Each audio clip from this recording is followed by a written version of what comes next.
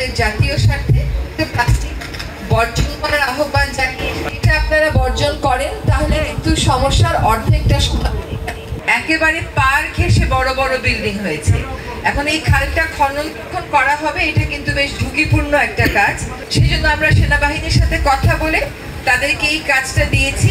আপনাদের কাছে আবেদন থাকবে যে আপনারা তাদেরকে পূর্ণ সহায়তাটা করবেন।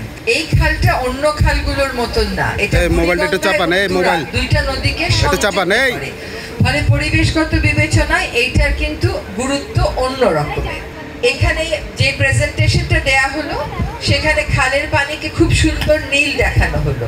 এই খালের পানি নীল করতে গেলে কিন্তু কারখানার বর্জ্য এখানে ফেলা বন্ধ করতে হবে, পয় বর্জ্য এখানে ফেলা করতে হবে, আর গৃহস্থালী বর্জ্য ব্যবস্থাপনার জন্য ঢাকা দক্ষিণ সিটি কর্পোরেশনকে বিশেষ করে দায়িত্ব নিতে হবে। যে কাজগুলোর কথা সেনাবাহিনীর পক্ষ থেকে এখানে উপস্থাপন করা হলো, তাদের কাছে আমার আরেকটা অনুরোধ থাকবে যে এখানে একটু ময়লা আবর্জনা ব্যবস্থাপনার জন্য কোন কোন পয়েন্টে ঢাকা দক্ষিণ সিটি কর্পোরেশনকে ডাস্টবিন ফেলতে হবে, কিভাবে তারা কালেক্ট করবে, এই জিনিসটা একটু ঠিক করে দিয়ে, নতুবা আপনাদের আমাদের কষ্ট সেটা কিন্তু শেষ পর্যন্ত আর দীর্ঘস্থায়ী হবে না। এই খালটা আমাদেরকে ফিরিয়ে আনতে হবে আমাদের জাতীয় স্বার্থে। আমরা সবসময় একবার ব্যবহারিত প্লাস্টিক বর্জন করার আহ্বান জানিয়ে এটা আপনারা বর্জন করেন তাহলে কিন্তু সমস্যার অর্ধেকটা খালটা খুব গভীর করে কাটার কথা ভাবা হচ্ছে। এখান থেকে কিছুটা অবৈধ দখলও আমাদেরকে উচ্ছেদ করতে হবে, আর যেন অবৈধ দখল না হয় সেটা নিশ্চিত করতে খালের পাড়ে আমাদেরকে ঢালাই করে দিতে হচ্ছে। তারা তো আবার কয়েক বছর পরে আপনারাই বলবেন যে আবার তো খাল দখল হয়ে গেল।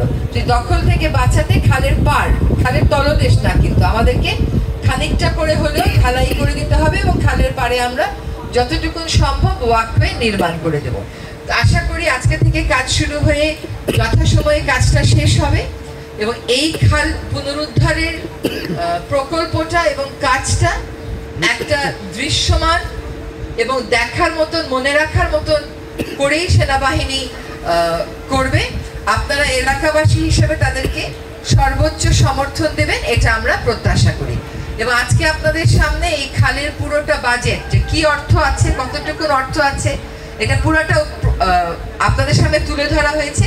কাজে দেশের নাগরিক হিসাবে, করদাতা হিসাবে, এলাকাবাসী হিসাবে এটা আপনার জানবার অবশ্যই অধিকার আছে যে কাজের অগ্রগতি কতটুকু, খরচ কোথায় কোথায় বেশি হচ্ছে, এটা আপনারা সেনাবাহিনীর সাথে অবশ্যই যোগাযোগ রেখে এটা নিশ্চিত করবেন যে আপনাদের টাকাটা ঠিকভাবে আমরা ব্যবহার করি মতন। আমাদের সময় খুব কম, আমাদের যেটুকু সময় আছে তাতে কাজটা আমরা শুরু করে দ্রুততার সাথে এগোবার চেষ্টা করব, কিন্তু পুরো কাজ শেষ করতে আমিও আপনাদের কাতারে চলে যাব, জাহাঙ্গীর ভাইও আপনাদের কাতারে চলে যাবে। তখন কিন্তু আপনাদের সাথে মিলে দেখতে আমাদের আরো বেশি সুবিধা হবে। তো আমরা সুভাদ্রা খালটাকে আবারও তুরাগ এবং বুড়িগঙ্গার সাথে প্রবাহমান করে সংযুক্ত করে দিতে চাই, এটাই হোক আমাদের প্রত্যয়।